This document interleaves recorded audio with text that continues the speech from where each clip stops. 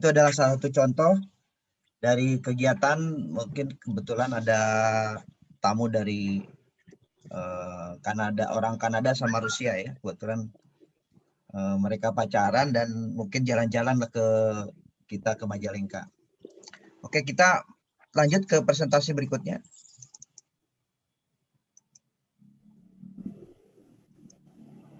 Ya. Jadi sebenarnya tadi adalah beberapa yang desa wisata itu nggak perlu harus bagaimana banget, mungkin dengan menyatu dengan masyarakat, menyatu dengan alam, itu bisa menjadi wisata juga. Nah, ini adalah contoh beberapa target market dari Jawa Barat terutama. Ini yang dari top market itu, kalau Asia itu Malaysia, kalau Eropa itu Belanda. Nanti pasar wisnusnya Jakarta sama Jabotabek. Nah, kemudian kalau captive market itu Jakarta, Semarang, Surabaya. Dan kalau Asia itu Singapura sama Timur Tengah. Kalau Eropa itu Belgia, Inggris, dan seterusnya. Ini menjadi salah satu target kita untuk bisa menjual desa wisata. Ini datanya dari Jawa Barat, ini sampai tahun 2016 ini baru. Target kita sudah sekitar 2 juta. Totalnya sih pintu masuk 19 ada 11 juta.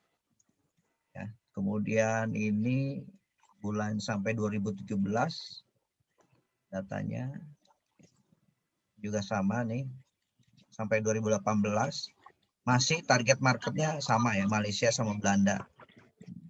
Nah, secara umum destinasi yang dianalisis sama kita itu ada target wisata itu kalau nggak pegunungan, rekreasi sama pusat belanja. Malaysia itu banyak yang suka belanja ya, tapi nanti bisa saja kebetulan mungkin dengan adanya kasus sekarang pandemik ini membuat orang berpikir tidak hanya belanja tapi bisa juga ke tempat-tempat wisata yang lebih ini lagi, lebih asik lagi di pegunungan misalnya atau di desa langsung. Kemudian next. Nah, kalau kita lihat dari hasil survei beberapa riset bahwa ternyata kebanyakan dari international regional itu umur yang ini adalah umur dari grup yang datang. Mungkin banyak kan mass tourism juga, mungkin ada sebagian yang langsung. Itu sekitar 25% umurnya 35 sampai 44 tahun. Kan 45 tahun sampai 50 tahun 20%. Dan 55 yang udah cukup tua ada 20%. Nah, beberapa kegunaan dari traveling ini ada beberapa, kebanyakan memang untuk holiday. Dan kemudian sekitar pernah ini mungkin eco-hailing ada di others ini yang 15%. Nah, kalau travel time kebanyakan memang weekend. Jadi nanti bapak-bapak, ibu-ibu kalau ingin membuat sebuah paket mungkin kebanyakan akan ambil di weekend. Kemudian weekday sekitar 15%. Kemudian school holiday 55%, season 20%. Dan on leave 5%. Ini kira-kira porsi-porsi yang mungkin kita buatkan paket ini berdasarkan itu. Kemudian kebanyakan yang loan sekitar 5%, yang pasangan 25%, family group 20%. Mungkin target family group menjadi salah satu bagian jadi target kita.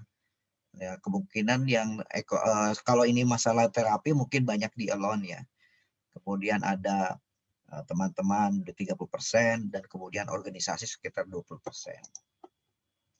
Nah, secara ini life cycle grouping, nah, kalau ini grup ya, kebanyakan yang grup yang paling besar ya older working 45%, kemudian parent di atas dari 6 tahun itu 15%, dan yang paling besar ini ada juga nih, ada young midlife couple, jadi yang pasangan ini, pasangan muda 20%.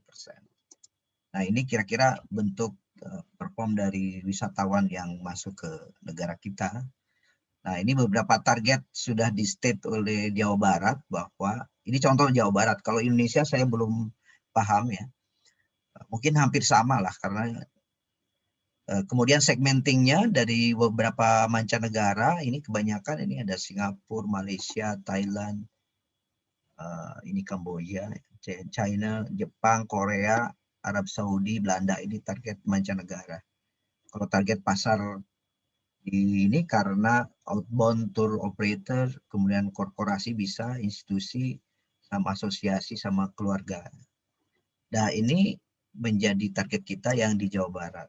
Nah ini contoh kasus yang saya kemukakan mungkin lebih banyak di Jawa Barat. Ini adalah tempat-tempat wisata di Jawa Barat yang sudah dipetakan. Jadi kalau kita lihat di tipe-tipe desa wisata yang kita bangun berdasarkan ini, bahwa tipe wisata yang ini merupakan punya karakteristik, misalnya lahan yang karena terbatas ya, tipe-tipe terstruktur. Ini yang kita nanti materinya kita sudah dikabarkan atau sudah disebar ya. Nanti kita nextnya dulu. Kemudian tipe terbuka, nanti kita bahas lebih dalam lagi nanti. Nah ini yang terpenting dari sistem kepariwisataan itu ada beberapa tahapan. Pertama atraksi, ada amenity, dan kemudian ada transportasi, ada promosi, dan 5 adalah pasar wisatawan. Ya, kemudian next. Bentar. Nah, apa yang kita lakukan di dalam dari desa wisata itu, pertama atraksi dulu. Nah, kalau atraksi biasanya kemanapun pergi, itu atraksinya bagus, menarik orang, itu akan dikejar oleh wisatawan. Nah ini bagi kebetulan banyak teman-teman yang hadir di sini, banyak yang akan membangun desa wisata ataupun yang dari pramu wisata juga, atau tour and travel ya. Jadi memang tetap ada 3 skema untuk atraksi, accessibility, dan amenity. Kalau kita biasanya bawa orang itu, kalau bisa sih jangan terlalu banyak, misalnya antara destinasi dengan destinasi jangan terlalu panjang gitu. Banyak di kalau 1 jam nunggu transportasi pergi ke tempat-tempat tertentu, tentunya akan membuat kita bosan. Nah ini beberapa, kalau eco-hailing kan mungkin nggak terlalu banyak tempat ya, jadi cuman hanya daerah situ, tapi kita eksplorasi tempat tersebut. Nah kalau kita bangun dari desa wisata, biasanya ada beberapa tempat, ini pusat amenity-nya, itu tempat-tempat fasilitas, tempat nginepnya di desa kampung tersebut, tetapi atraksi-atraksinya misalnya di sini ada pesawahan, kebun atau apa, atau hutan dan sebagainya, mungkin tempat-tempatnya amenity ini ada di tengah.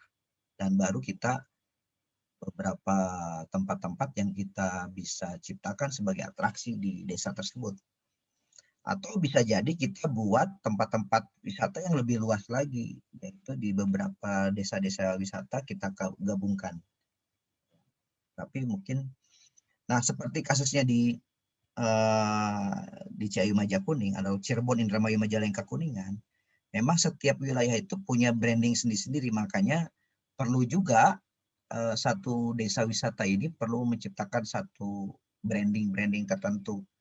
Kalau tadi kan Kampung Hening ini menciptakan branding, oh tempatnya enak, sepi gitu kan, itu menjadi salah satu ikon. Nah ini menjadi penting juga bagi desa wisata yang akan membangun dengan eco-hailing ini, bisa kita ciptakan namanya apa yang bisa membuat terbrandingkan ya.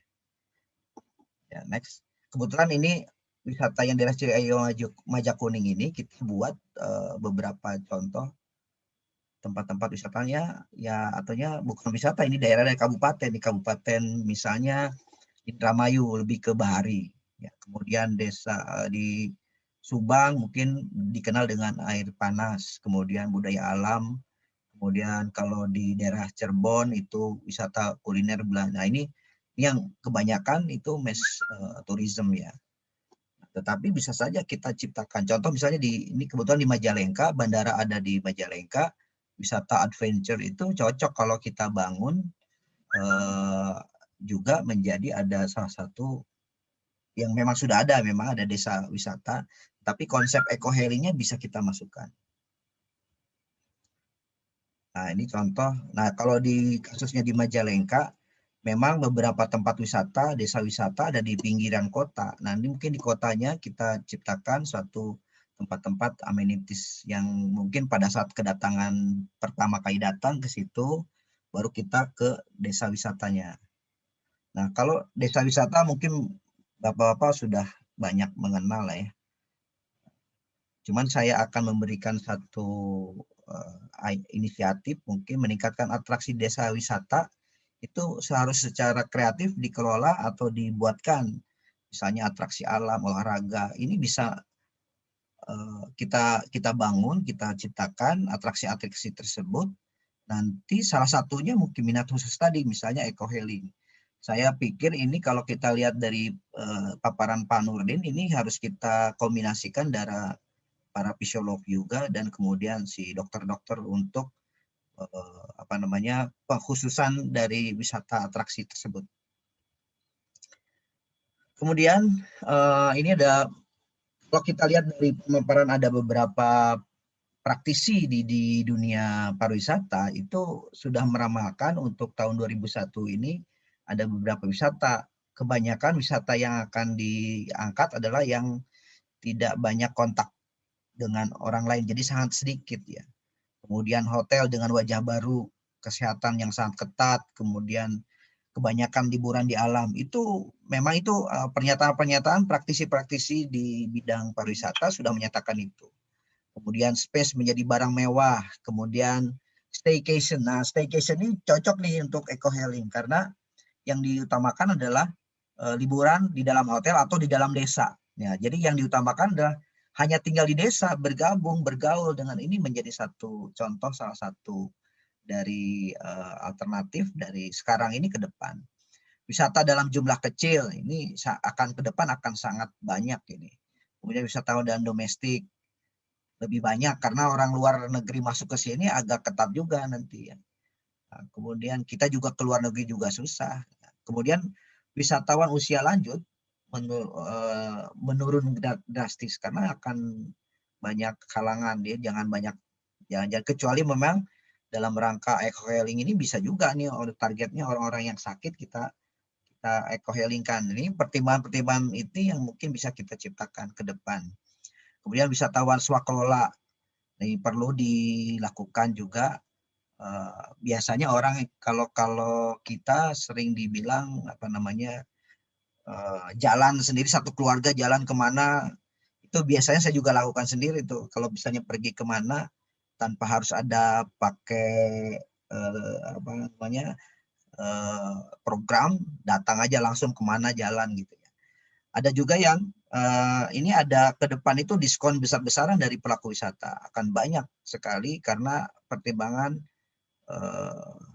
bersaing ya.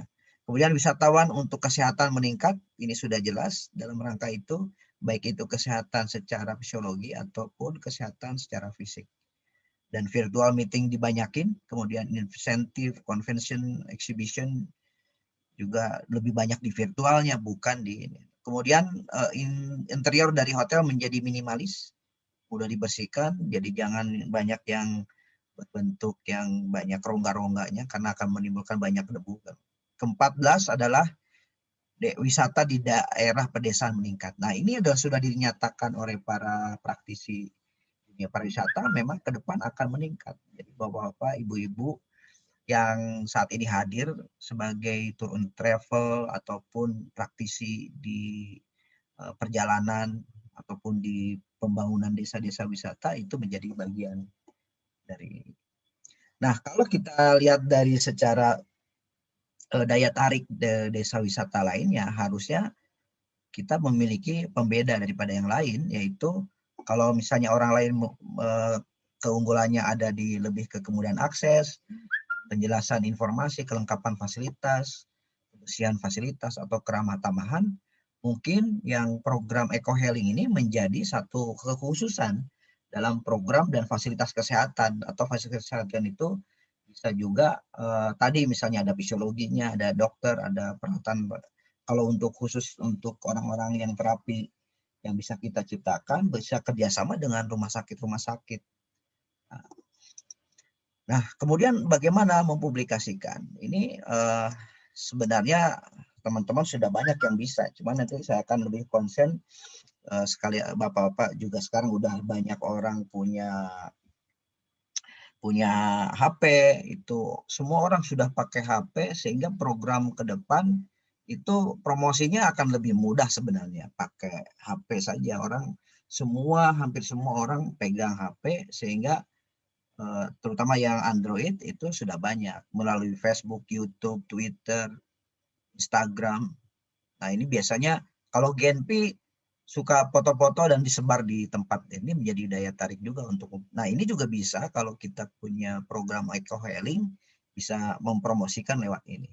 Nah, saya sebagai Sekjen IFTA juga sedang dalam pembangunan platform digital pariwisata. Cuma nanti akan berbeda dari teman-teman yang mungkin dari tadi Asi Dewi sudah ada live in ya. Nanti kita sharing aja nanti. Nah, bagaimana kita membuat accessibility? Saya pikir kita perlu memetakan proses accessibility-nya. Kalaupun nanti ada daya tariknya desa wisata eco-healing ini, tetapi kita harus pikirkan bagaimana kita merancang accessibility-nya.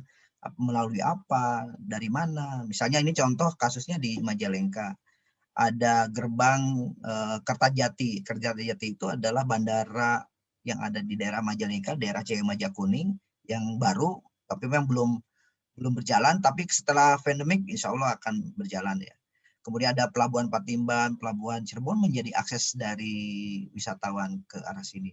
Ataupun bisa juga melalui kereta api Bandung, Kertajati, Arjawinangun. Atau melalui tol Cisundawu atau Cipali. Ini contoh kita harus memikirkan sampai accessibility-nya. Ya, kalau misalnya dari Darat, Bandung, Cirebon, Indramayu, nah, beberapa akses juga kita bisa pikirkan. Nah, kalau di dalam, kalaupun nanti tidak ada, perlu diciptakan kira-kira moda transportasi apa menuju daerah tempat wisata atau desa wisata yang eco-healing itu.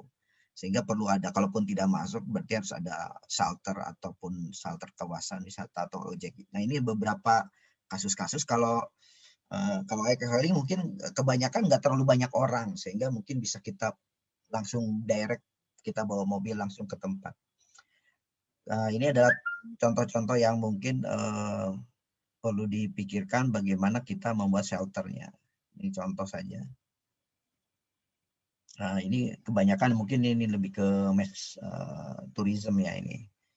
Nah, bagaimana kita membangun fasilitas umum? Mungkin kalau di eco-healing terlalu penekanan ke arah sana, tapi minimal ada lah ya yang bisa kita kembangkan. Ini pengertian amitisnya, ini teoretik ya. Terus kemudian, nah yang terpenting mungkin perlu ada pengembangan yaitu something to see, something to do. Nah, ini kayak tadi itu cari telur kemudian dijelaskan menjadi satu something to do ya. Something to buy. Nah, kalaupun ada yang bisa dibeli bisa langsung ke masyarakat atau ada satu toko tertentu yang khusus untuk wisatawan. Terus kemudian how to arrive, masalah accessibility sama transportasi, dan juga bagaimana menginapnya dan di mana menginap, ini perlu kita pikirkan juga. Kemudian ini contoh dari amenitiesnya, ini mungkin lebih ke theoreticalnya. Nah, yang saya ingin sampaikan mungkin ada beberapa perlu bagi desa-desa wisata yang sedang dibangun. Mungkin kayak di Kuningan ini, saya setelah ngobrol dengan Bapak Bupati itu memang dia akan menciptakan sekitar 40 desa wisata.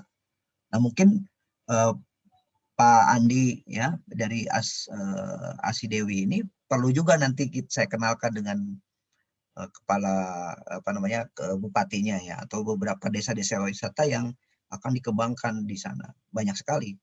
Dan memang dia keunggulannya dia ingin ciptakan desa-desa wisata yang lebih banyak ya. Kemudian perlu ada tourism information center, tapi saya lihat banyak sih sudah setiap kabupaten sudah punya. Kemudian ada musola, pasti ada aula tamu desa wisata, kemudian ada homestay-nya. Ini yang desa wisata yang umum ya. Kemudian, nah ini juga kita bisa kombinasikan, juga perlu ada beberapa tadi fasilitas kesehatan juga, atau dokter-dokter kerjasama dengan rumah sakit untuk masalah eco healing ini. Nah, untuk homestay tentunya perlu ada kondisi rumah yang baik, tertata bersih, dan kemudian beberapa lihat dari contoh-contoh dan homestay yang ada di desa wisata itu, misalnya dari satu rumah itu ada satu kamar yang hanya dimiliki atau ditempati oleh si yang punya rumah. Sisa kamarnya ada 2 atau 3 kamarnya itu bisa kita sewakan. Tetapi mungkin ada persyaratan, tidak boleh ada anak kecil atau bayi, karena kalau ada wisatawan tentunya sangat mungkin agak mengganggu ya. Apalagi beberapa contoh misalnya tidak bisa juga kita ada lagi nonton terus kemudian si yang punya rumah ikut nonton. Apalagi kalau punya anak kecil atau masih bayi, kan ini mengganggu bagi teman-teman atau wisatawan yang di situ kan. Dan terdaftar. Nah, juga kalau bisa memang ada semacam signboard setiap di desa wisata ini bahwa ini adalah homestay gitu ya. Ini menjadi bagian dari desa wisata yang biasanya dikembangkan ya. Tetapi kalau kita kombinasi dengan eco healing ini bisa juga menjadi salah satu idea atau terobosan baru kalau kita bikin desa wisata khusus untuk eco healing. Berarti di situ ada kombinasi para dokter, pada fisiologi. Ini menjadi tempat yang sangat menarik menurut saya ini ke depan. Kemudian kita harus ciptakan atau kita buatkan beberapa jalur evakuasi, tempat sampah, signboard ya map dari desa wisata itu contoh ya, atau kalender event atau petunjuk arah, peringatan keselamatan, homestay, ataupun posko keamanan tentunya. Tapi mungkin kalau di eco healing ini kayaknya kalau eventnya juga harus event yang memang bisa menyehatkan ya. Saya tuh beberapa kali pernah mendengar itu ada event kayak misalnya contoh event yoga kayaknya di Bali ya, itu event yoga untuk kesehatan, menyatu dengan alam, tetapi yang datang tuh dari beberapa negara yang ikut serta di situ. Itu menarik juga, mahal tapi memang sangat eksklusif. Nah, beberapa contoh yang perlu kita siapkan juga adalah manajemen desa wisata, juga kemudian pramuwisata. Ini penting juga nih. Pramuwisata tergantung target kita. Kalau target kitanya orang luar, pasti kita harus siapkan pramuwisata yang bisa berbahasa Inggris. Kalau targetnya ada Belanda. Kalau karena target kita dari pemetaan tadi di Jawa Barat, tentunya akan lebih ke Inggris, Belanda, Mandarin, Jepang, sama Korea. Kemudian bisa juga ada penerima tamu, ada helper, ada housekeeping, seperti halnya hotel ya. Kemudian ada event organizer-nya atau pelaku seni budaya. Mungkin ada beberapa tempat, saya ke Magelang itu ada wisata, kita tuh belajar menari di sana. Nah, kemudian ada beberapa fasilitas lain, misalnya fasilitas sepeda santai, kolam renang, atau fasilitas yang di ala-ala desa ya, paling mandi di telaga. Nah, kemudian ada toko belanja juga bisa kita siapkan, atau tempat-tempat kegiatan desa wisata yang berada di desa tersebut ya. Dan kemudian fasilitas kesehatan ya, saya pikir memang perlu juga tuh yang fokus ke eco healing. Apakah itu nanti fisiologinya, dokternya, mungkin dari awal pada saat daftar harus dilihat dulu problemnya apa dulu, baru kita rumuskan paketnya yang cocok untuk penyakit apa, mungkin bisa juga ya. Nanti sambil kita jelaskan beberapa diskusi dari pembangunan satu desa wisata ini yang memang untuk eco-healing perlu kita rumuskan di hasil diskusi nanti ya. Nah, pertanyaannya sekarang bagaimana kita menjual? Nah, beberapa contoh menjualnya adalah mungkin bisa juga kerjasama dengan para biro pariwisata ya, atau mengikuti para biro wisata ini ikut dari travel mart atau travel fair atau ikut sales mission ke beberapa pasar wisata yang lain. Dan mungkin bisa juga kita uji cobakan fam trip ya. Nah, kemudian yang satu menarik itu adalah mungkin idenya tadi hampir sama dengan Asi Dewi, ada semacam bikin platform digital ya, platform digital pariwisata. Tapi platform digital pariwisata yang ini nanti kita akan bahas lebih dalam lagi. Nah, untuk itu teman-teman yang ingin merancang satu paket wisata eco-healing ini perlu pertama harus diskusikan dengan si customer kita tuh mereka sedang apa atau satu ya terapi yang ingin diinginkan, kemudian didiskusikan dengan para konsultan di fisiologi ataupun di dokter kalaupun ada ya, nanti didiskusikan, rumuskan, baru kita menyusun program-programnya apa saja. Nanti kan kita lihat, nah teman-teman yang masih bingung bagaimana kita membuat biaya, tentunya bisa saja dengan mudah menggunakan metode activity based costing itu kita buat dulu programnya, baru kita sebutkan di pinggirnya ini ada berapa biayanya kira-kira. Oh, pakai alat ini berarti ada anggarannya berapa. Kalau misalnya pakai dokter berapa kalau sekali pertemuan dan sebagainya. Atau pakai alat atau kalau kalaupun nanti dia harus ada biaya akan keluarkan di pinggirnya ini sehingga per harinya itu bisa kelihatan hari pertama berapa rupiah, hari kedua berapa rupiah, hari kita berapa rupiah dan seterusnya. Nah, ini menjadi salah satu bagaimana kita merancang paket untuk desa wisata tersebut ya. Termasuk di dalamnya adalah biaya penginapan juga ya. Nah, ini contoh dari platform digital ini. Yang saya ingin utarakan adalah bahwa platform digital yang kita harapkan adalah platform digital dari supply chain. Jadi dari antara rantai supply antara dari customer, agensi, transportasi, terminal wisata ataupun tour operator. Nah, tour operator lokal ini akan merangkum dari tour guide-nya siapa, dokternya siapa, kemudian homestay fisiologinya siapa, oleh-olehnya di mana dan sebagainya, itu sudah terangkum di dalam paket tersebut yang disusun oleh tour operator. Untuk itu perlu ada satu rangkaian di mana mengatur dari aliran tersebut, aliran supply chain tersebut. Nah, ini contoh ini nanti kita. Nah, aliran sempurna itu mungkin ini mungkin bisa satu kelompok, satu keluarga atau personal. Itu dari awal penjemputan udah langsung satu mobil kendaraan langsung dibawa ke kita. Nah, tapi kalau aliran ke pipa bocor ini pengertiannya adalah aliran di mana bisa jadi si pipa atau si desa wisata ini itu banyak, ada di Majalengka, ada di Kuningan, ada di Jogja, ada di mana. Tapi jadi pada saat mobil dari Jakarta bisa saja satu bus, tetapi di dalamnya ada paket-paket lain. Paket ke wisata desa ini, kemudian paket wisata desa A, B, C. Jadi kita bisa drop ke sini dulu gitu. Kemudian aliran sungai ini kebalikan.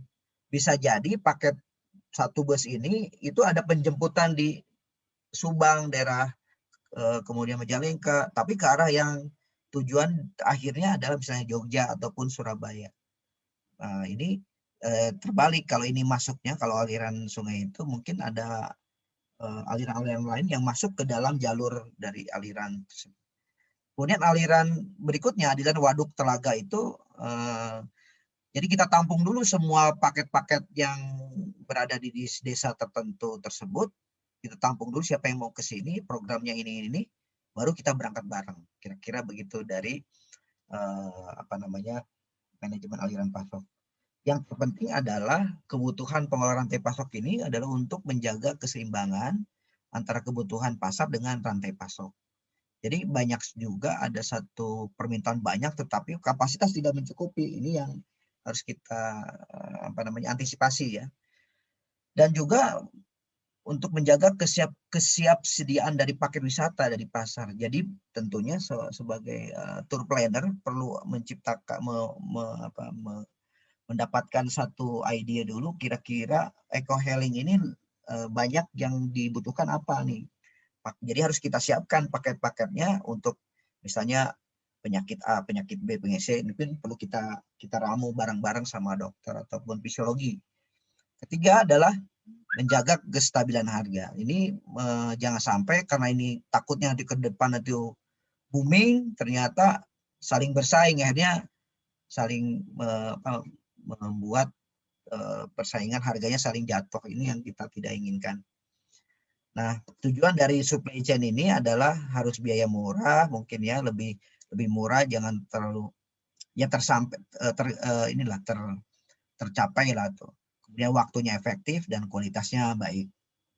Untuk itu, terutama bagi yang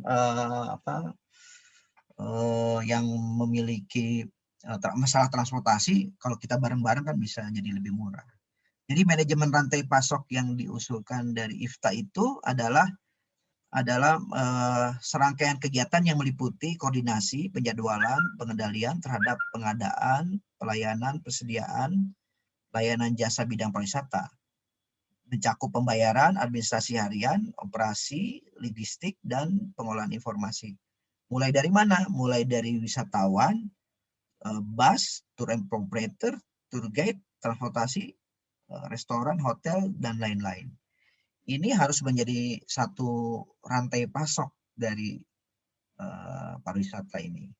Saya kepikirannya begini, setiap daerah atau setiap ya daerah wilayah itu punya kekhususan sendiri, sehingga bisa jadi kita buat platform digitalnya, setiap daerah memunculkan platform digital, sehingga platform digital ini bisa jadi menjadi sebagai destinasi dan juga bisa menjadi pasar juga bagi destinasi lain.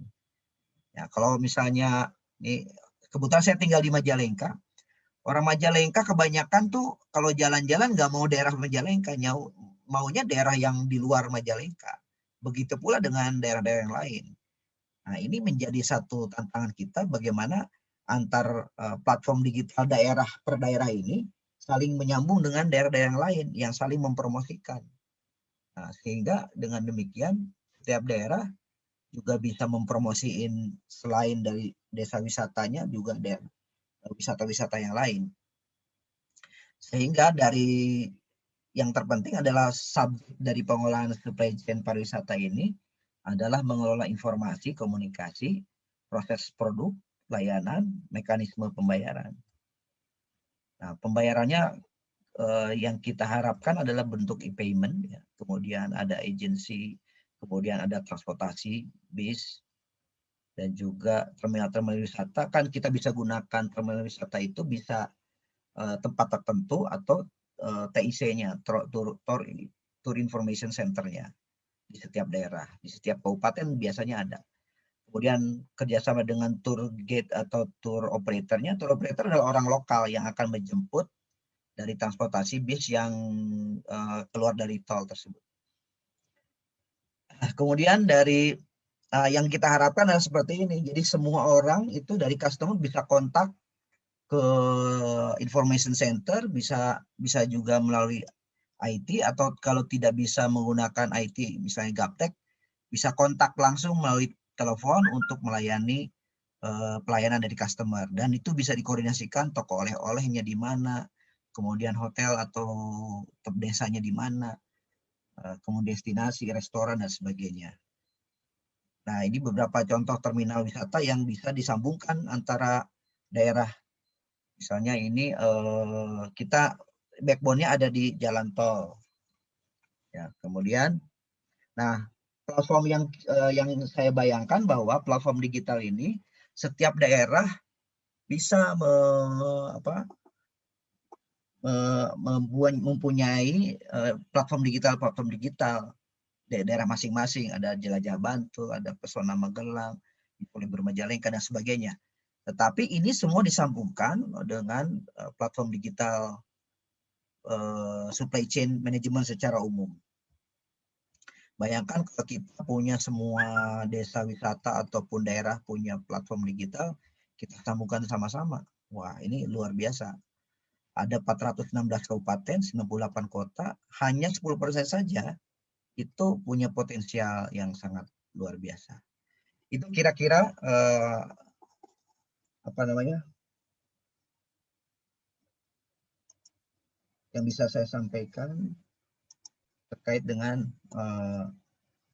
platform digital dan beberapa tadi bagaimana merancang dan desa wisata. Oke, terima kasih Bu Novi. Silakan mungkin dilanjutkan. Terima kasih Kang Yanti. Presentasinya lumayan menarik ya mengenai platform digital sehubungan dengan dewasa ini. Memang kita lebih banyak mencari referensi melalui browser ya. Ada seru sekali ya webinar kita kali ini ya. Sangat antusias nih semuanya. Kemudian ada platform digital yang dimana kita sekarang mencari referensi itu menggunakan Google ya. Katanya Google lebih pintar dari guru-guru di sekolah. Google lebih pintar dari master apapun. Ya jelas semuanya masukin data ke situ kan. Dia hanya nampung data. Nah, ini akan menarik bila kita punya satu platform atau yang dilempar sama Menparekraf kemarin adalah big data ya, yang dimana kita mempunyai data lengkap mengenai destinasi wisata di Indonesia untuk lebih membuat minat, meningkatkan, membangun minat wisata lokal kita sendiri, karena kebanyakan kalau kita tadi bilang dari Kang Andri ada kita harus punya fasilitas wisata tuh apa sih, ada something to see, apa yang dilihat, something to do kebanyakan, something to see kebanyakan karena pemandangan oke. Something to do kebanyakan selfie sekarang gitu kan. Kemudian something to buy itu makanan, tapi yang lucunya ini makanan yang kita beli di satu daerah itu nggak ada hubungannya sama sekali sama daerah itu gitu. Kebanyakan makanan modern malah kan. Ya, Nah, ya itu yang harusnya kontra memang gitu. dari misalnya tadi kan ada opak ya, udah itu opak menjadi salah satu something to buy kan. Iya, harusnya seperti itu. Something to eat juga kan. Harusnya kita untuk datang ke suatu daerah kan maunya escape ya kata Pak Nurdin tadi kan. Tapi yang Ya, jadi lokal bukan ya. escape, malah bingung pulang karena konsepnya nggak jelas gitu sebenarnya. Datang ke suatu tempat bukan lihat-lihat apa, lihat ada beberapa misalkan yang menawarkan makanan daerah. Tapi ketika kita ke satu tempat pun katakanlah yang lebih sudah go internasional seperti Bali, malah makannya yang bukan makanan Bali ya. Mungkin seharusnya kan bisa di set up satu bentuk makanan Bali yang bisa dimakan untuk semua kalangan ya. Seperti itu kan bisa. Nah, baik ini kita nanti akan kita kembalikan bagaimana ke strategi kita berikut menghadapi COVID ini. Sepertinya benar-benar terpuruk situasinya. Strategi berikut bisa akan kita bicarakan pada next webinar. Bagi teman-teman yang berminat, silakan. Sudah ada pertanyaan ini dari tadi udah nongkrong nih pertanyaannya. Dari Bapak Pak Irsyad dari Surabaya. Mohon izin untuk Pak Nurdin terkait eco healing. Dengan tren yang sekarang ini pergerakan wisata lebih maksimal di dalam daerah, di dalam negara. Terkait keseluruhan, Saya kira wisata di Indonesia sifatnya masih mass tourism. Nah, gimana nih?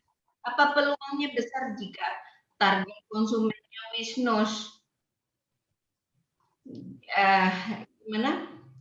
Pak Nurdin bisa dijawab? Mau tolong di Kang Henry bisa di unmute dulu. Unmute. Ya, oke. Coba minta tolong tadi informasinya seperti apa? Iya. Diperkirakan wisatawan Indonesia ini masih sifatnya mass tourism. Kira-kira apakah tepat gitu bila kita masih target wisatawannya adalah wisatawan lokal kita sendiri? Gimana? Itu menarik ya. Terkait dengan eco healing ya, karena tadi kan mungkin sepertinya saya menangkapnya tadi kalau misalkan Eropa tertariklah karena di sana emang tak ada hutan, gitu. Susah cari hutan, susah mencari tempat yang hijau, gitu. Kayak hangat seperti itu, mungkin mereka lebih menikmati. Tapi kalau Indonesia nih gimana? Mereka lebih suka yang mass tourism gitu kan. Nah ini gimana nih kalau wisatawan domestik nih? Simple sebenarnya. Satu, ini sambil saya jalan ini karena sudah dijemput mobil harus ke desa. Satu, teman-teman ini secara overall ya, kita pahami. Eco healing ini konsep lama, tapi nggak pernah diseriusi atau belum pernah diseriusi oleh para pelaku atau tour operator di Indonesia. Karena mengingat sebenarnya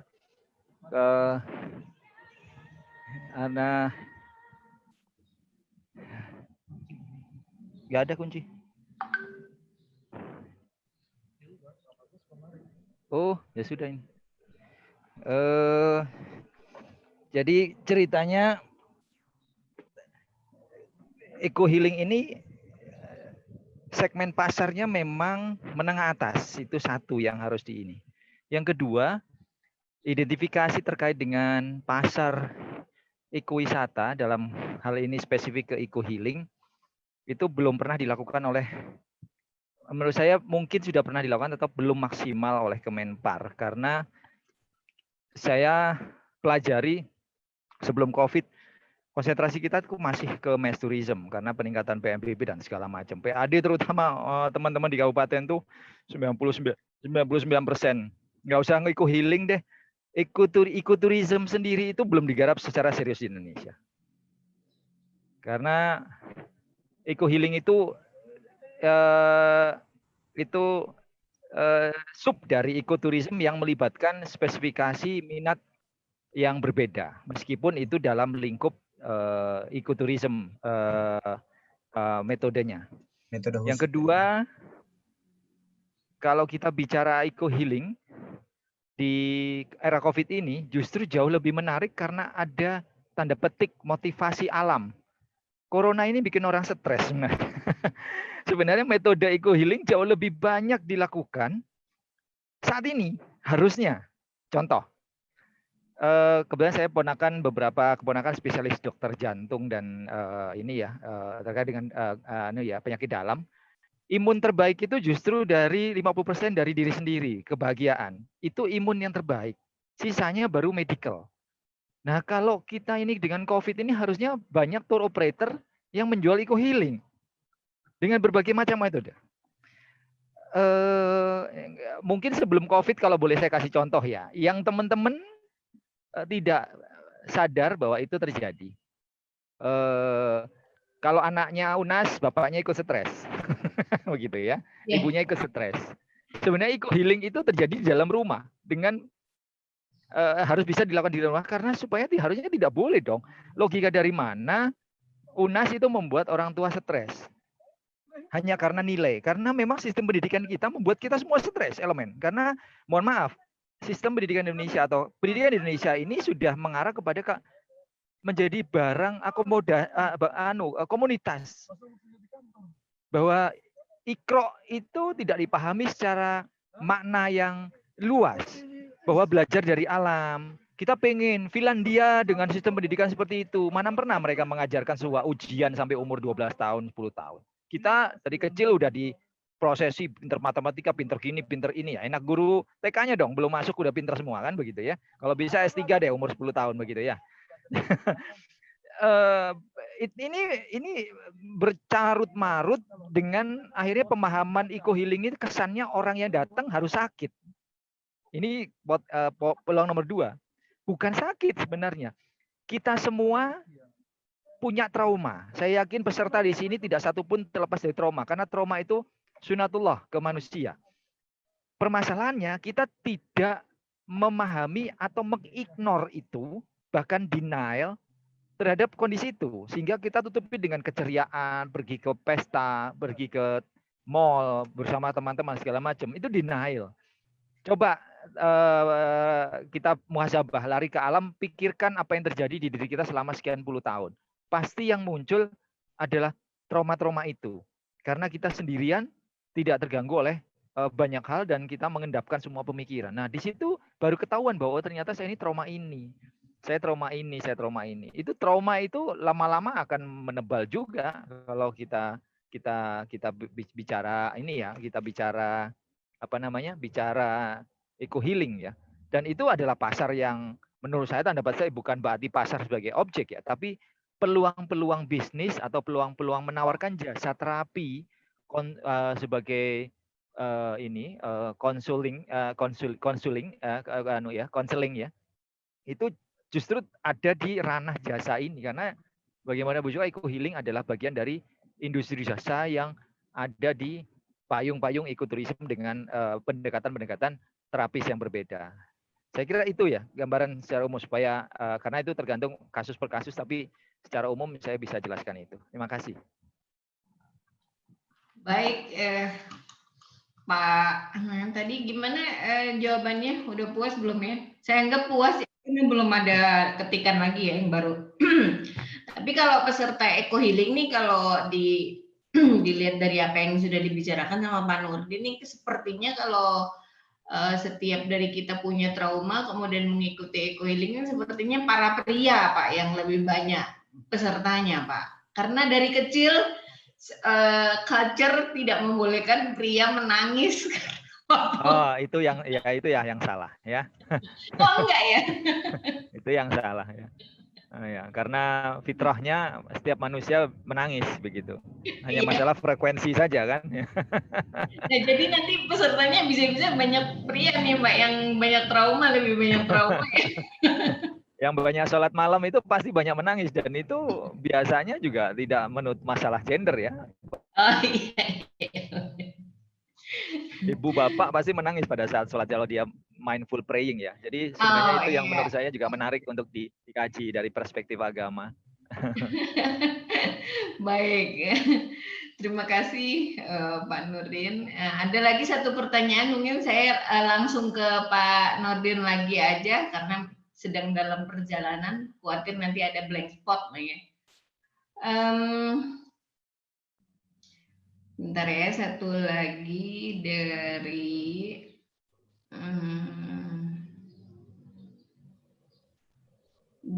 Pak Indragara. Bagaimana penggarapan konsep eco healing yang cukup kompleks ini, mengingat ini menyentuh multidisiplin dan menyertakan ragam profesi di dalamnya, agar efektivitas eco healing mencapai tujuannya. Nah, bagaimana merancang program eco healing yang tidak melibatkan banyak pakar namun efisien, sehingga eco healing bisa menjadi paket wisata yang ramah bagi kawan-kawan pengelola wisata. Mungkin itu dulu, Pak. Ya, kembali satu saya tegaskan lagi, eco healing bukan sebuah proses untuk menyembuhkan penyakit ya. Tapi eco healing adalah suatu metode rekreasi jiwa. sebenarnya kan kembali lagi bahwa pariwisata itu merekreasikan jiwa kita ke tempat yang kita nggak ada gunungnya, kita ke gunung lihat ada angin di ketinggian sekian. Sebenarnya itu kan apa namanya, pelepasan kejenuhan. Itu sebenarnya healing juga. Cuman karena kita tidak pernah didampingi oleh seorang yang bisa menceritakan metafora yang terjadi di alam, misalnya ada burung yang dikasih makan anaknya, kadang kita hanya melewati begitu saja. Padahal itu adalah bisa diceritakan kasih ibu, sehingga dia menyentuh bahwa dia harus lebih bersyukur bahwa ibunya sehat, pulang memeluk ibunya. Karena selama ini ibunya ada tiap hari maksa, pagi nyiapin makanan dianggap otomatis, biasa. Gitu ya. Beda sama orang yang tidak lagi punya ibu. Maka tadabur ke alam itu tadi, proses tadi itu sebenarnya bisa menjadi media menceritakan itu. Jadi tidak harus selalu sakit. Karena kita semua ini kan lebih mengajar, ada eco healing ini sebenarnya mengajarkan kita banyak bersyukur terhadap sesuatu yang banyak kita lakukan secara otomatis. Sakit hati biasa, ayo main lagi gitu. Dibiarkan begitu, padahal itu menumpuk. Anak-anak itu ya, tidak diajari bagaimana menyelesaikan hari itu. Contoh. Di hadis ya, saya lupa, tapi di teori psikologi ternyata juga dipakai. 1:5. Satu kali kita bikin kesalahan, kita harus bikin 5 kebaikan saat itu. Sama kita diajarkan bahwa sebelum tidur kita harus menyelesaikan semuanya. Malam itu juga, sebelum Allah mencabut malam itu nyawa kita pada saat sebelum tidur. Itu sebabnya di hadis, istri memiliki peluang banyak pintu surga pada saat sebelum tidur, dia meminta ridho suaminya seharian sebelum dia tidur. Itu diajarkan di Islam. Itu sebenarnya tadabur. Itu sebenarnya eco healing, proses melepas semua, bahwa ikhlas, ridho, syukur dan segala macam. Nah, hanya saja prosesnya sekarang ini dibantu di luar rumah, berupa mempelajari metafora, bahwa ternyata contoh-contoh gampang seperti ini, menceritakan ke anak-anak, misalnya anak-anak TK, ini PAUD, ini kita ngomong ini ya, metode-metode eco healing yang bisa dipakai dimanapun. Anak-anak kita diajarin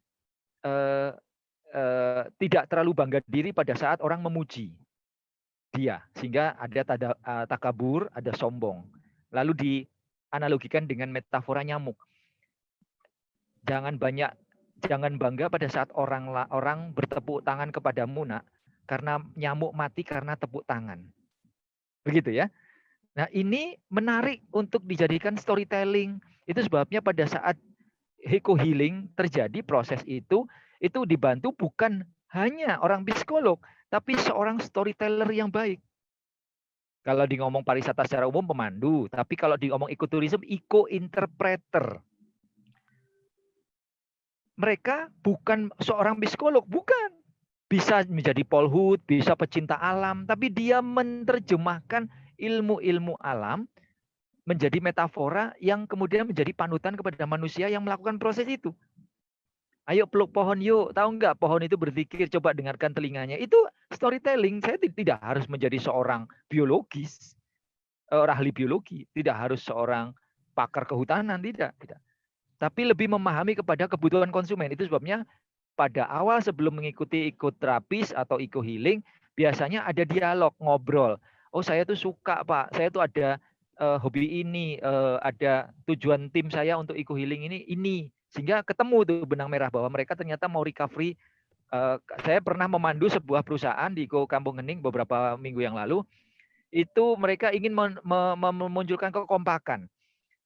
Mereka ikut eco healing, proses waterfall healing. Jadi jalan kaki menuju air terjun. Di situ saya ceritain tentang tanaman sebelah kanan kiri. Kemudian saya tes, ada sebuah tisu jatuh, bagaimana mereka kompak membersihkan itu dan segala macam. Ya, ini proses yang mereka tidak sadar bahwa itu tes, tapi kemudian ternyata mereka peduli. Cuman mungkin ruangan-ruangan di kantor itulah yang menyekat mereka, sehingga mereka kesannya ini pekerjaan saya, itu pekerjaan kamu, dan urusan masing-masing. Padahal di alam mereka bisa kompak. Akhirnya yang terjadi pada saat sebelum pulang, mereka tadabur, mereka diskusi, ternyata yuk kita hari Senin kerja dengan semangat baru. Begitu. Ternyata itu terjadi. Hanya saja mungkin, padahal saya bukan orang psikolog, gitu loh. Tapi karena saya tahu alam melakukan seperti apa, dan coba bayangkan kalau jalur ini air terjun itu kalau jatuh satu-satu itu netes, bukan air terjun. Tapi kalau kompak namanya air terjun. Maka perusahaan kalau punya karyawan nggak kompak maka netes, ya nggak akan kerasa, nggak akan masuk ke sendi-sendi kehidupan di masyarakat. Sungai yang dibawa akan menjadi kali kecil-kecil, akan masuk ke tanah. Begitu pula kalau tidak kompak maka tidak ada gunanya, seperti lidi satu-satu tapi satu gepok bisa menyapu banyak.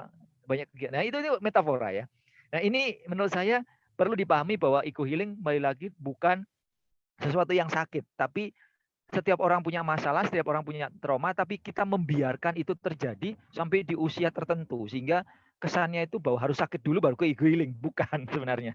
Sholat dan segala macam itu sebenarnya proses eco healing. Cuman kan kita menyatakan ini otomatis ya udah nyantai aja, sholat ya sujud gitu. Tapi kalau kita mau meng-eco healingkan kita sendiri, sebenarnya bisa dilakukan dimanapun. Itu sebabnya per hari kita introspeksi sebelum tidur. Hari ini ngapain ya yang sudah mau positif, besok ngapain ya, habis itu tidur. Nah itu sebenarnya proses eco healing juga. Cuman kita nggak memanai itu menjadi proses eco healing karena merasa enggak, saya sehat kok. Enggak harus sakit memang. Ini yang menurut saya salah kaprah Mbak Novi. Mudah-mudahan bisa dipahami sedikit banyak. Iya. Jadi yang saya tangkap adalah apa yang ini sama Pak Nurdin adalah sesungguhnya dalam sehari 24 jam itu kita sempat melakukan eco healing itu tapi tanpa kita sadari. Seperti misalkan capek istirahat siang gitu mungkin nggak Pak? Ya.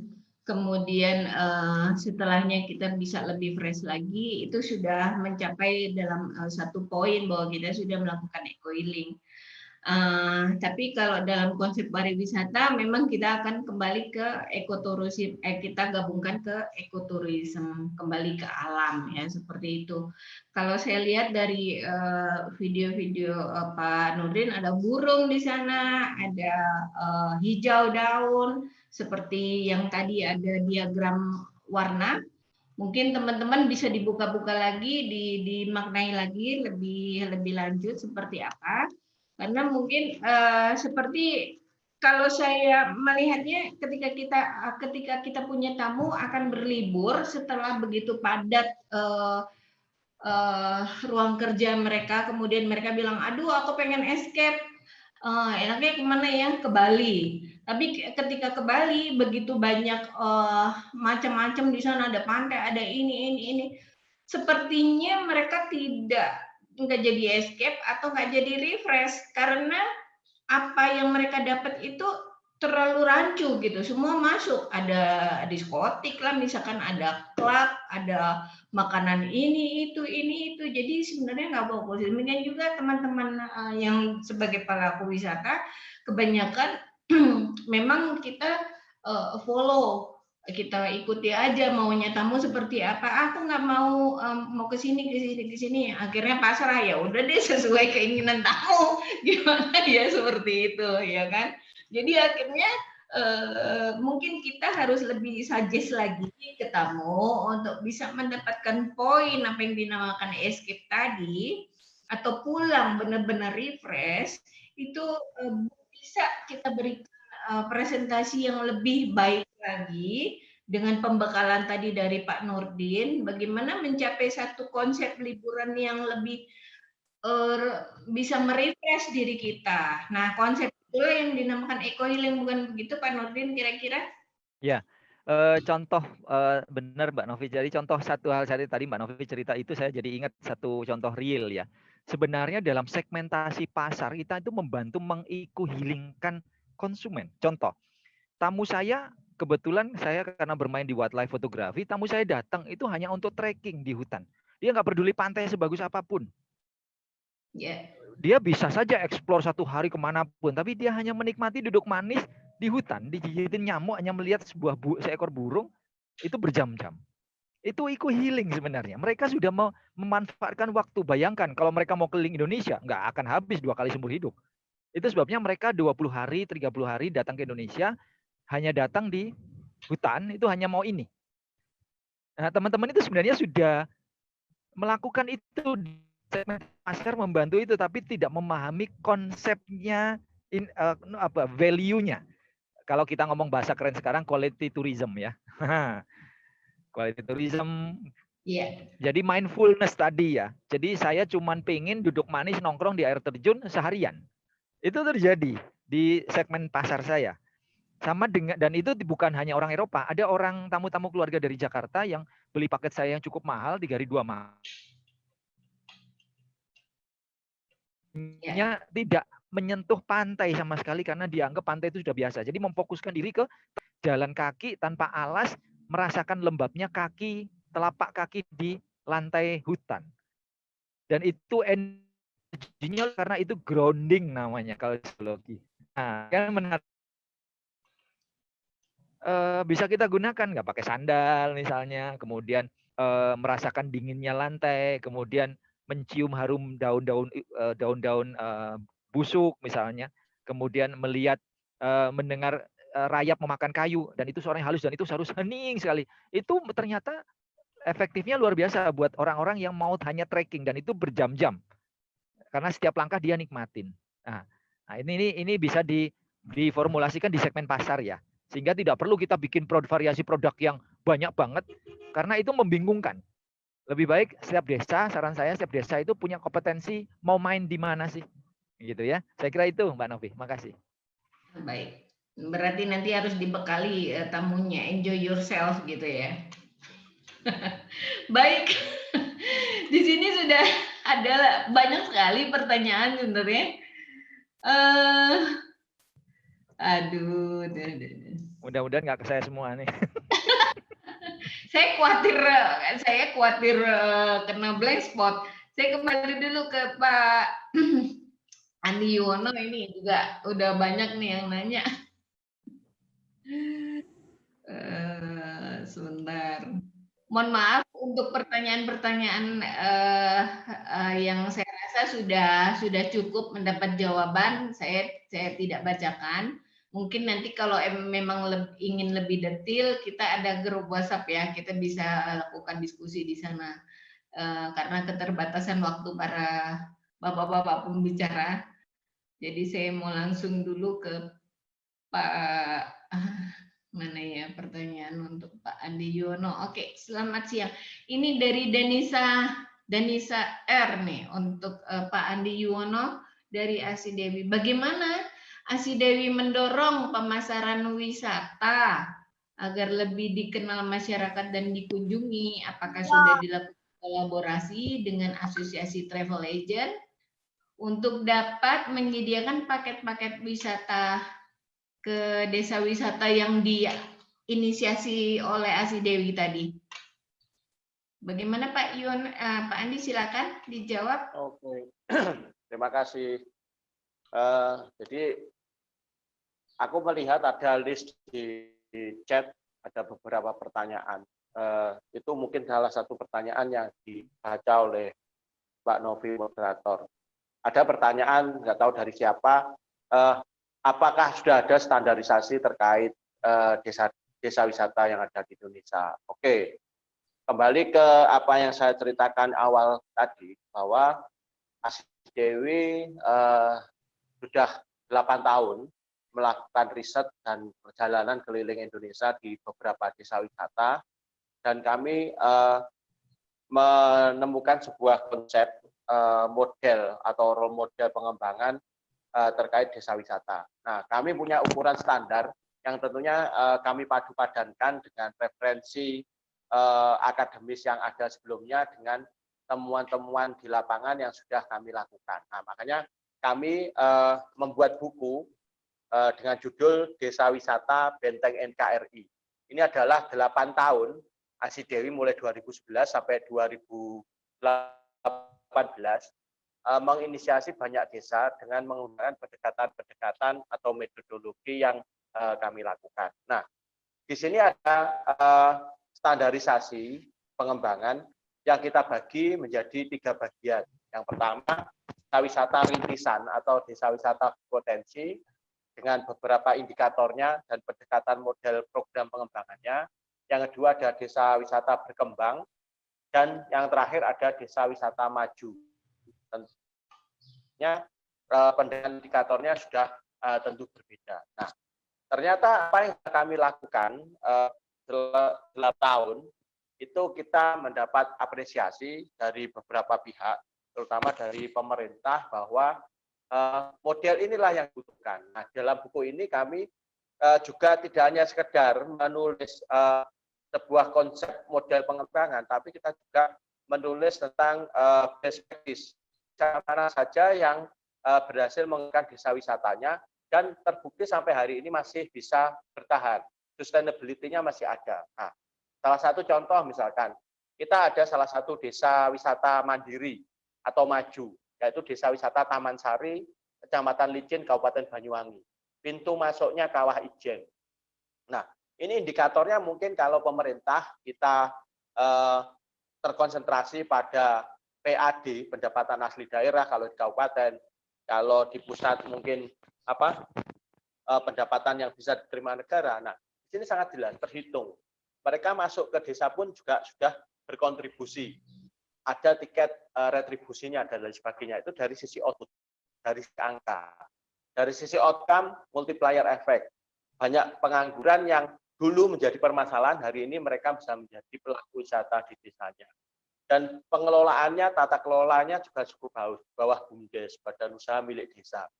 Rumah-rumah penduduk yang awalnya hanya menjadi hunian, sekarang bisa menjadi akomodasi tamu wisatawan yang mau ke Ijen, dia bisa terahu semalam atau mungkin setengah malam dia berangkat puncak untuk menuju ke Kawah Ijen. Nah, ini yang sudah kami lakukan. Nah, standarnya ada, Mbak.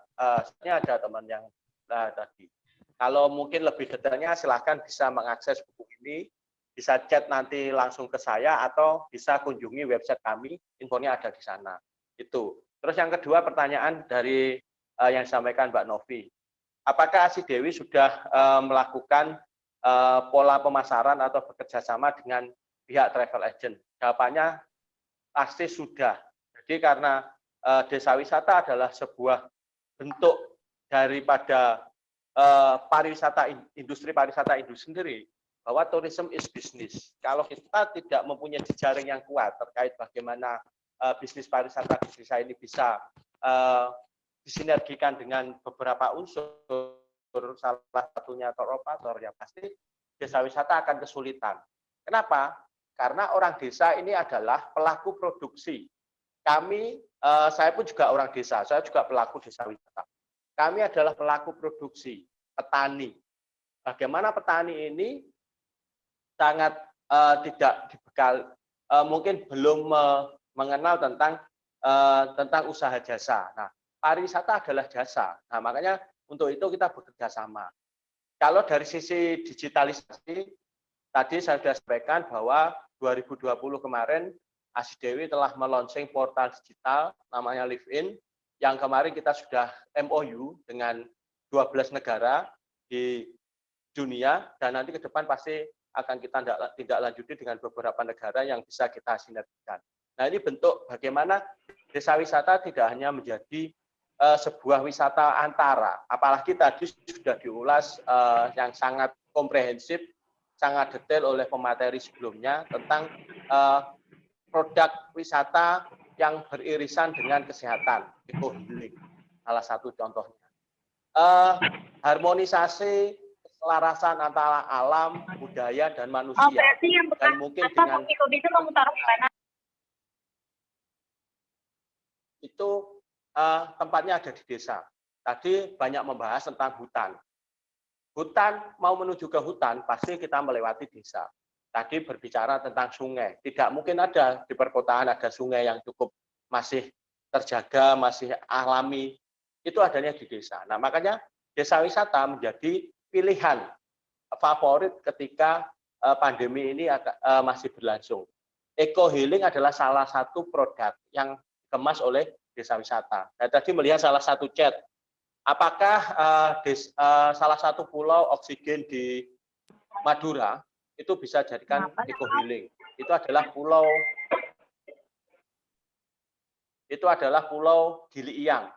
Pulau Gili Iyang adalah salah satu pulau dengan kandungan terbesar oksigen kedua di dunia. Nah, di dalam pulau itu ada 2 desa wisata. Satu desa Bancawara, yang kedua adalah Desa Banraas. Nah, ASI Dewi masuk di Giliang mulai tahun 2015. Alhamdulillah salah satu desa di Banraas itu sangat banyak sekali tamu-tamu yang datang yang tujuannya itu untuk memenuhi kebutuhan kesehatan. Bisa dia mungkin merasakan kadar oksigen terbesar itu seperti apa sih? Buktinya apa? Nah, kalau kita ke Giliang, kita melihat secara statistik bahwa tingkat angka kematian di pulau itu sangat kecil di usia muda. Rata-rata mereka meninggal di atas usia 85 tahun. Pada tahun 2016, pada saat itu Ibu Khofifah masih menjadi Menteri Sosial pada saat hari lansia, mengumpulkan orang-orang yang umurnya di atas 100 tahun. Di Giliang itu masih bisa terdata dan hari ini masih terkumpul lebih jumlahnya dari 100 orang. Umurnya di atas 100 tahun. Nah, ini bisa. Nah, ASI Dewi mencoba apakah itu menjadi paket yang favorit, ternyata favorit. Eco Healing di Pulau Giliang hari ini menjadi sebuah paket wisata yang sangat menarik, yang favorit dan jumlahnya itu boleh katakan setiap tahun meningkat. Nah, ini paket ini dikelola oleh teman-teman Pok Daris Andang Taruna di Giliang di Desa Banraas. Nah, kalau teman-teman pengen mencoba atau dari sini ada travel agent yang pengen menjual, nanti bisa menghubungi saya. Dan alhamdulillah ASI Dewi juga punya salah satu guest house di sana yang bisa dimanfaatkan untuk melakukan eco healing itu sendiri. Kita menjual paket menginap di bibir pantai yang itu tepat di titik oksigen terbesar yang ada di Pulau Giliang. Itu yang pertanyaan yang itu. Nah, selain portal digital, kita juga bekerja sama dengan Asita. Kebetulan saya beberapa kali diundang di Zoom meeting-nya Asita dan saya dipercaya menjadi salah satu narasumber. Kami ber-MOU dengan teman-teman ASPI sebagai salah satu jejaring yang berkumpulnya operator. Nah, mungkin di sini IFTA juga menjadi salah satu mitra kita. Jadi sekali lagi berbicara desa wisata, kami sekali lagi butuh banyak teman. Desa wisata tidak bisa berdiri sendiri karena latar belakang daripada pelaku desa wisata itu adalah masyarakat produksi, bukan pelaku jasa. Jadi produk-produk wisata yang ada di desa ini idealnya memang harus dibantu oleh teman-teman tour operator, travel agent untuk bisa bantu memasarkan dan mendatangkan lebih banyak ke desa wisata. Nah, itu yang sudah kami lakukan. Nah, tadi juga ada pertanyaan bagaimana desa wisata ini bisa sustainable atau berkelanjutan. Sedangkan trennya kemarin bahwa banyak desa-desa wisata yang tumbuh, desa wisata tiba-tiba melonsing, mendeklar desa itu menjadi desa wisata, tapi setelah 1-2 tahun akan ingat kita. Kenapa desa-desa wisata banyak di Indonesia? Nah, karena memang hari ini regulasi terkait pengembangan desa, khususnya desa wisata, itu memang ada. Pemerintah melalui Undang-Undang Nomor 6 2014 tentang desa, itu memberikan mandatori yang cukup luar biasa bagi desa untuk bisa mengembangkan potensi yang ada. Nah, salah satu pariwisata menjadi salah satu bentuk alternatif inovasinya. Nah, dari situ maka bisa. Nah, itu tidak hanya di situ. Desa diberikan keuangan finansial yang tidak sedikit. Hari ini mungkin nominalnya anggaran pendapatan belanja desanya itu mendekati 2 miliar atau bahkan lebih. Di luar pulau seperti di Kalimantan itu bisa mendekati 4 miliar. Nah, ini yang menjadi orang, apa sih yang nanti desa ini bisa mendapatkan pendapatan asli desa yang dimodali dari APBDes itu. Nah, salah satunya adalah membuat pariwisata. Nah, konsep utamanya adalah ideal menciptakan pasar,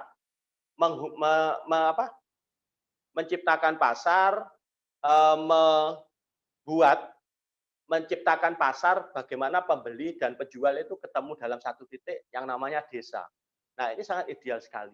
Cuman perkembangannya tidak semua desa mempunyai SDM yang mengerti, paham, dan bisa mengemas desanya menjadi desa wisata. Akhirnya apa yang terjadi? Plagiatisasi. Oh, di desa sana ada membuat kolam renang. Kenapa kita tidak? Karena apa? Kita juga punya dana. Akhirnya membuatlah kolam renang itu. Oh, di sana membuat gapura. Gapuranya bagus.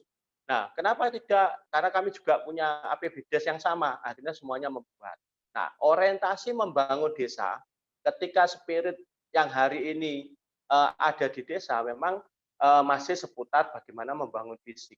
Nah, apakah itu salah? Ya, kita tidak bisa menjustifikasi itu menjadi salah atau benar, hitam atau putih, tapi itu memang hak yang menjadi hak warga desa untuk membuat desanya menjadi semakin maju. Nah, ini tanggung jawab kita bersama, terutama kami di Asih Dewi yang sudah mendeklar sebagai rumah besar desa wisata. Nah, kami akan mendatangi. Kami dengan kemampuan, sekali lagi, kemampuan Asih Dewi yang sangat terbatas, kita akan mendatangi bagaimana konsep berjalan secara ideal. Makanya buku ini kami berikan kepada banyak desa di Indonesia, ada yang gratis, ada juga yang berdonasi atas buku ini. Ini untuk apa? Minimal sebagai guiding, bahwa membangun desa itu juga ada ilmunya. Bahwa membangun desa itu tidak serta-merta ketika kita punya anggaran, ketika regulasinya ada, kita serta-merta membuat dengan konsep yang tidak jelas. Nah, untuk meminimalisir itu, makanya Asih Dewi melakukan beberapa konsep atau kegiatan yang bisa itu dirasakan. Asih Dewi punya program yang sedang kami jalankan. 5 program ini insya Allah semuanya menyentuh pada tataran kebutuhan pengembangan desa wisata yang di Indonesia. Yang pertama, kita punya namanya Asih Dewi Discovery Channel. Jadi insya Allah Asih Dewi lagi merintis sebuah TV digital, bukan TV analog, tapi TV digital yang nanti akan mempublikasikan, mendokumentasikan, dan membantu pemasaran desa-desa wisata yang ada di Indonesia. Asih Dewi Discovery Channel. Nah, seperti video-video yang kami share tadi, insya Allah nanti akan bisa diakses di kanal TV digital kami, Asih Dewi TV. Yang kedua, kita punya Asih Dewi Tourism Service. Nah, ketika banyak desa wisata yang tumbuh, dia siap untuk dijual. Nah, kita menggandeng para travel agent, tour operator, dan para pihak yang kompeten mendatangkan tamu untuk bisa membeli produk kita. Salah satunya kami kemarin bersama Live-In melaunching portal digital di Sumba Barat Daya, Live-In. Yang ketiga ada Asih Dewi Learning Center. Nah, ini yang kami kembangkan sekarang. Asih Dewi sekarang mempunyai salah satu tempat yang permanen. Kita mengelola area seluas 8 hektar di Desa Wonosalam, Kabupaten Jombang. Asih Dewi Learning Center ini nantinya bisa menjadi tempat untuk studi bersama, tempat praktek, tempat belajar desa-desa wisata yang ada di Indonesia. Nah, Asih Dewi Learning Center hari ini masih dalam proses dan masih perlu banyak pembenahan. Yang keempat, Asih Dewi punya program Asih Dewi Asta Dewi.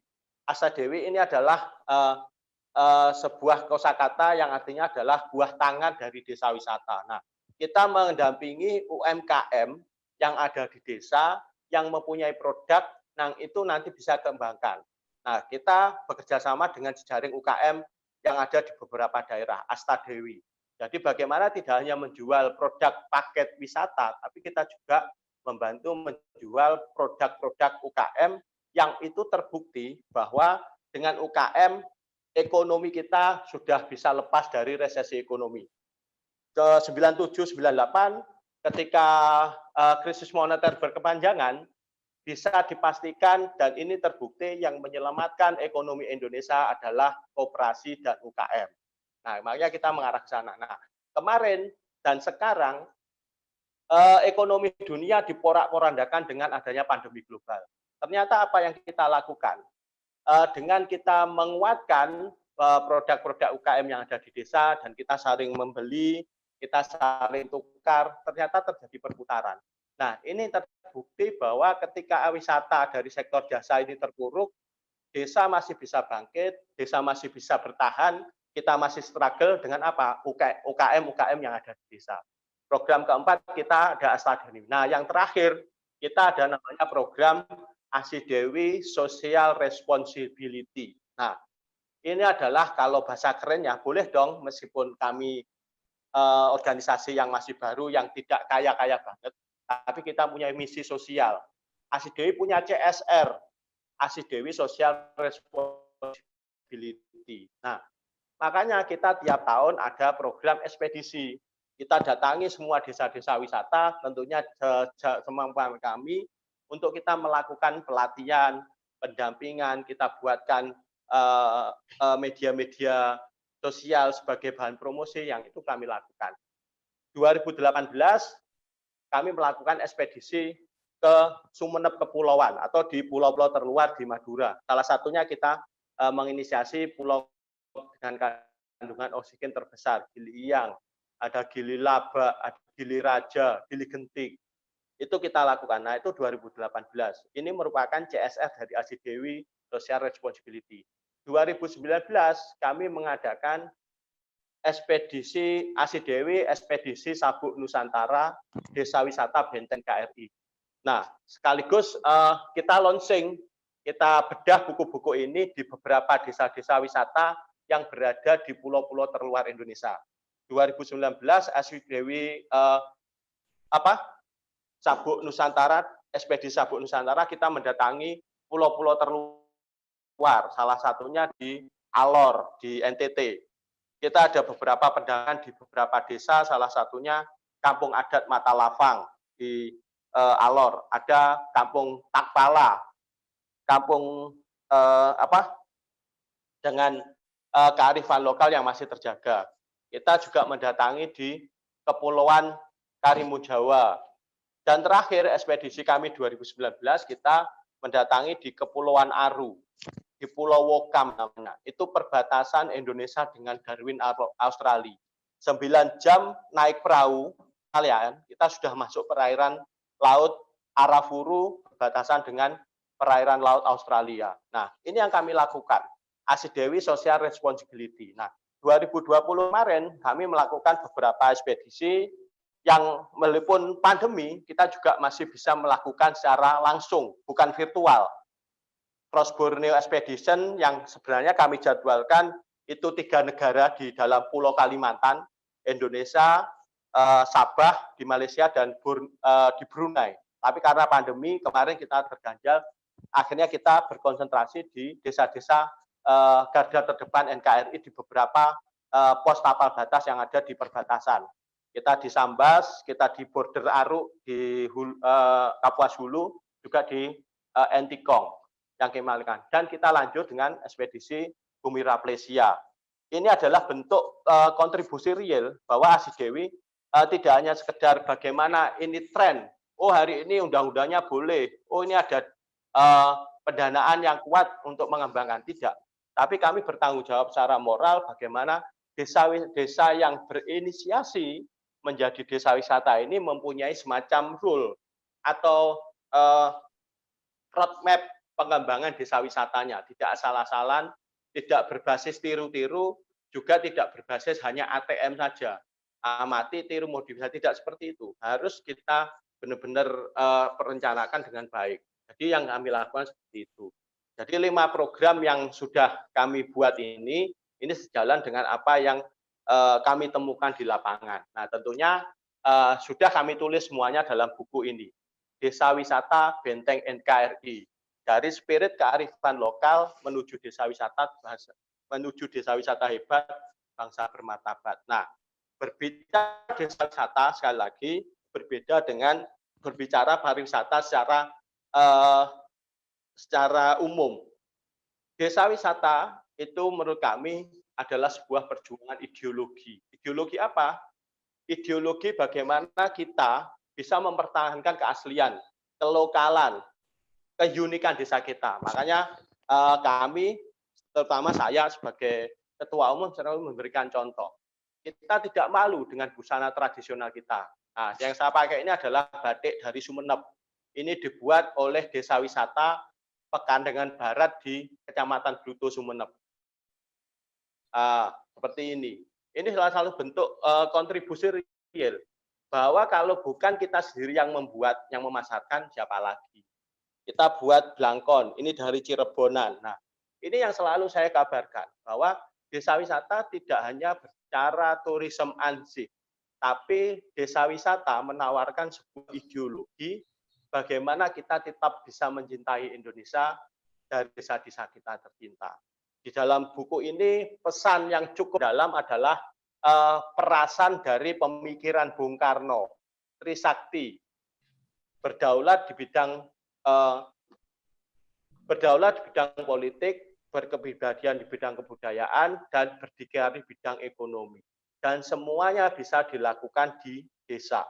Ketika desa-desa yang ada di Indonesia sudah berinisiasi, berkemas menjadi sebuah desa wisata yang maju dan mandiri, tentunya Indonesia akan kuat dengan sendirinya.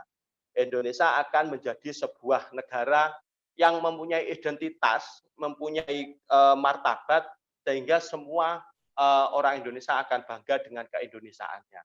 Nah, ini yang kami lakukan. Makanya kami sangat antusias ketika ada forum-forum seperti ini, baik itu langsung maupun virtual. Kami selalu mengabarkan bahwa desa adalah sebuah masa depan kehidupan. Desa adalah ritus hidup yang menghidupi. Makanya jangan tinggalkan desamu, walaupun kamu sudah sukses di Jakarta, sudah sukses menjadi orang terkenal di kota, kamu punya tanggung jawab moral untuk bisa membangun kali desa kita tercinta dengan jalur yang kita miliki.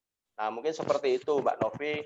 Sekali lagi terima kasih. Tadi ada pertanyaan yang melintas, Mas kalau mau membeli buku atau mungkin mendapatkan bukunya dari mana? Nanti bisa chat di website Aji Dewi, ada kontak personnya, atau nanti juga bisa langsung ke saya. Nanti habis ini akan saya share nomor kontak saya dan kita bisa saling chatting untuk bisa mendiskusikan hal-hal yang lebih teknis yang nanti bisa kita sinergikan, kita bolarsikan antara Aji Dewi dengan IFTA, dengan pejuang-pejuang turisme yang ada di Indonesia ini. Kalau saya ingat IFTA itu, saya ingat seorang kades, mantan petinju juara dunia yang pulang ke kampung, halamannya di desa wisata air bening di Curup, di Bengkulu. Itu adalah seorang petinju kelas dunia, dia pensiun dari petinju, pulang ke kampung, maju kepala desa, menang, dan sekarang desanya menjadi desa wisata. Makanya saya, apakah Pak Faisal Kades ini salah satu motivasinya IFTA, Kades petarung. Nah, mungkin seperti itu. Jadi seperti itu Mbak Novi, terima kasih. Kalau ada yang masih bertanya, saya siap untuk menjawab. Iya. Matur nuwun. Iya, sama-sama. Terima kasih. Aduh, semangat banget nih Pak Andi Yuwana, ini emang benar-benar pejuang desa wisata ya. Total banget gitu kelihatan. Nih, ini sepertinya untuk pertanyaan yang lain sudah terjawab semua. Tadi sepertinya diem-diem Pak Andi Yuwana sudah membaca satu persatu ini pertanyaannya apa aja. Udah ya, sudah terjawab.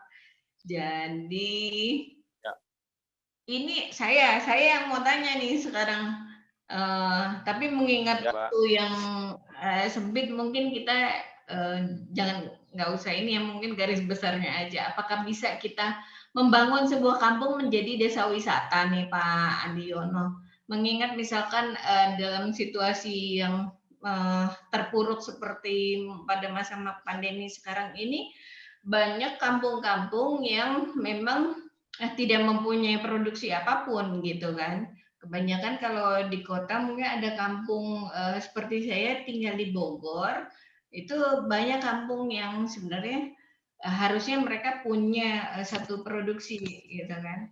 Tapi ini nggak ada, jadi membuat mereka kebanyakan tuh sebagai pekerja harian gitu.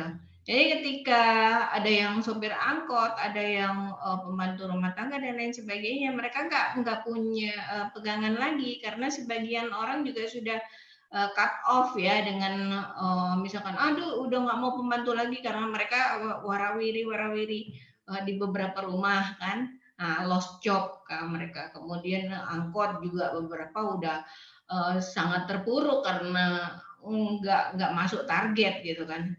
Saya ingin sebenarnya kalau dalam satu kampung bisa nggak kita, apakah bisa dikembangkan menjadi desa wisata nggak seandainya, atau jadi karena tidak memiliki produk nih kita harus menciptakan produk gitu, Pak Andi?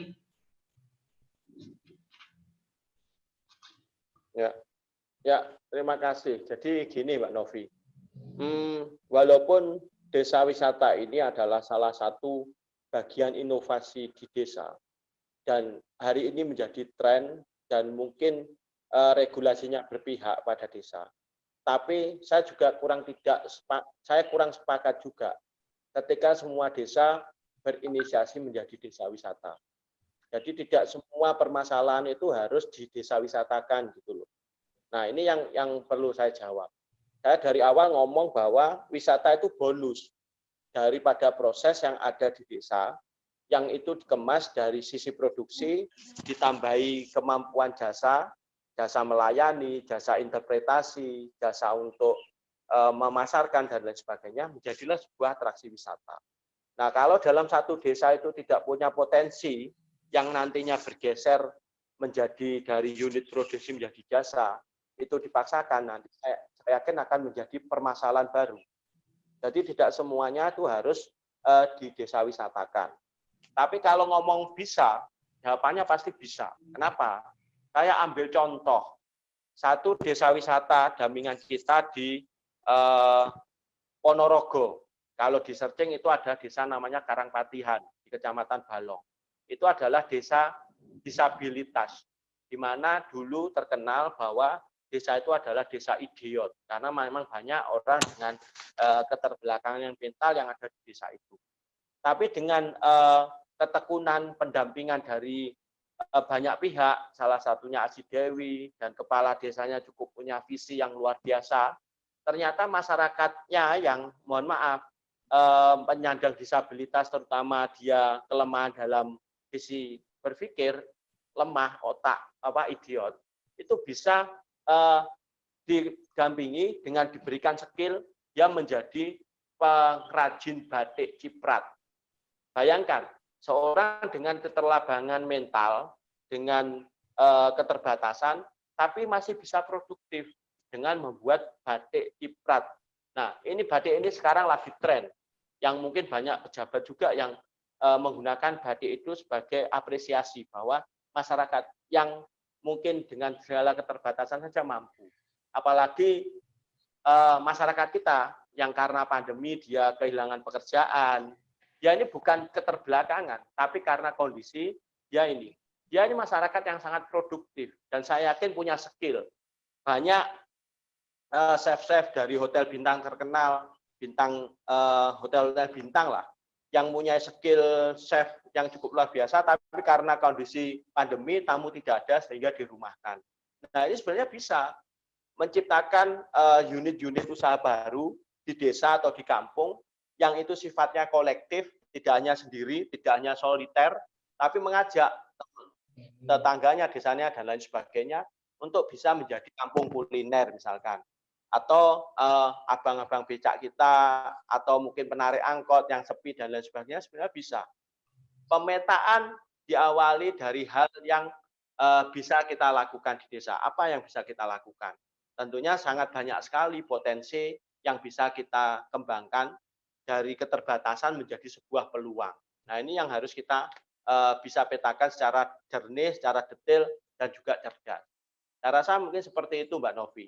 Kalau pertanyaan bisa apa enggak, pasti jawabannya bisa. Tapi pertanyaan kemudian, apakah harus desa wisata? Tidak. Jadi kita harus tahu apa potensi yang ada. Tidak semuanya harus di desa wisatakan. Mungkin seperti itu, Mbak Novi. Baik. Terima kasih. Karena mungkin ini juga terpikir sama teman-teman kan ya, bagaimana dengan kampung saya seperti itu. Terima kasih jawabannya. Memang kemudian ini ada saya langsung aja. Aduh, ini Pak Nurdinnya sudah pergi sehubungan dengan aktivitas dan signalnya. Dari ini jadi pertanyaan dari Pak Niko kita keep dulu ya. Kalau memang ada di grup kita WhatsApp, kita bisa sampaikan nanti di grup WhatsApp tersebut. Kemudian ini ada pertanyaan, ya. Pak Niko ada di grup. Ada ya, ya. Bisa disampaikan ini nanti, bisa dicek jawabannya Pak Niko di grup. Kemudian dari Pak Indragara ada pertanyaan untuk Pak Andri. Konsep SCM umumnya wacananya itu lengkap dengan dunia industri manufacture. Ya. Gimana diterjemahkan pada sektor pariwisata nih, gitu? Ya. Silakan dijawab, Pak Andri. Oke ya. Saya udah diterjemahkan, memang betul supply chain management itu dipakai untuk industri ya. Tapi ya memang industri kan sebenarnya rantai supply dari A sampai ke Z itu kan dalam bentuk produk ada perubahan.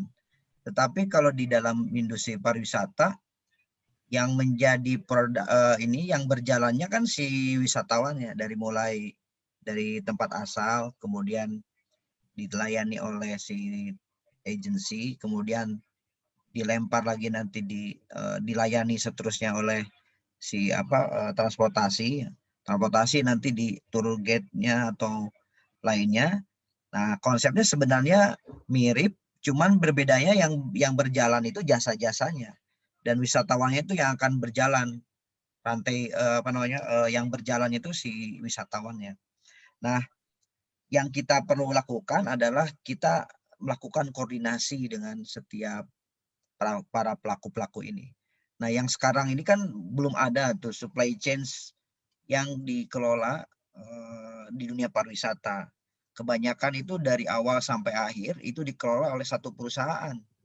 Nah, yang kita lakukan adalah berbagai perusahaan di mana berbagi peran. Nah, intinya jangan sampai begini. Memang ada pertanyaan tadi juga ada di list ya, bahwa kalau bisa misalnya si desa wisata itu nggak perlu harus jual langsung gitu kepada si customer, tapi bisa juga kerjasama dengan para tour and travel. Nah, tour and travel itu juga kerjasama dengan para wisata atau dengan yang lain. Tetapi kalau dikendalikan di dalam supply chain ini, tentunya bisa dikoordinasikan secara baik di satu manajemen supply chain itu.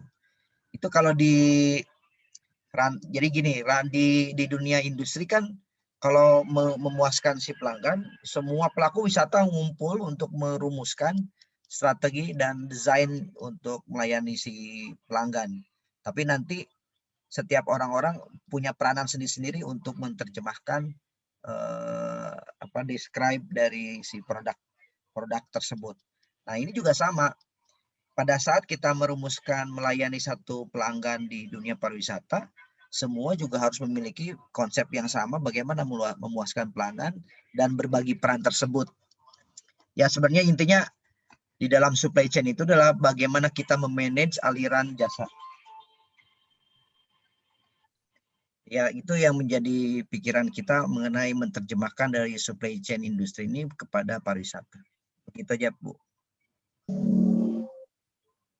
Baik, terima kasih. Sebentar. Sedang menjawab. Oke. Baik, terima kasih Kang Andri. Untuk teman-teman yang ingin dapat kontaknya atau mau mendapatkan buku dari Asih Dewi, sudah ada linknya semua ya, sudah di-share. Kemudian yang ingin mendaftarkan desa wisata mungkin setempat, silakan bisa sudah di-share juga formnya.